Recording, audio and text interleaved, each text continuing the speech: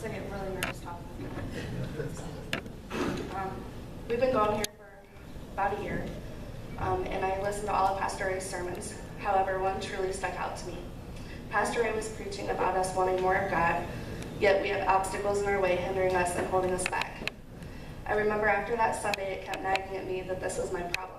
I needed to truly figure out what my obstacle was and rid it from my life so I could grow closer with God. I prayed about this and I struggled and was getting really frustrated because I couldn't figure out what my obstacle was. I remember lying in the hospital bed on November 16th, getting ready to go to ICU, and Pastor Ray came to pray with me. While he was there, I asked him, how do I grow closer with God? He prayed with me and it was like a light bulb went off. I was my own obstacle standing in my own way. As a child, I didn't have the best past. I never knew who my dad was. I went through a lot of abuse with my mom, constantly dealing with children's services, and then at 16, she kicked me out. I struggled and I turned to drugs and alcohol, getting high more than I was sober. I ended up landing in jail, and I even had a child who I gave up for adoption. My life had hit rock bottom, and I remember sitting on a jail cot one day, thinking I have nothing left, now is the time to change. That is when I accepted Jesus into my life. What did I have to lose? Since then, many years have passed, and I met my husband, who's a great man. Never really felt worthy of him, but God gave him to me. And as all of you know, we've been blessed with Kyle. As I said, my obstacle was myself. I've managed to forgive my mom for all of the years of abuse that I went through, and we're great friends today. I've forgiven everyone else for everything that I went through, but I've never forgiven myself or felt worthy from my past. I have lived a whole life with such a burden cast over me. I've been embarrassed, ashamed, and guilty. It's hindered me, and I refuse to have real friendships.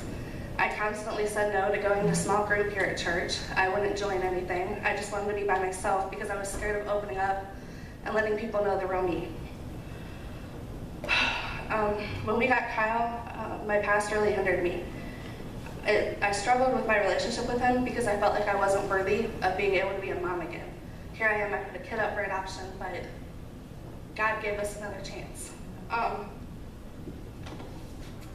I've just realized that by accepting Jesus into my life, I was forgiven for all of my mistakes. God felt that I was worthy to have a second chance to be a mother and blessed me with the life that I have.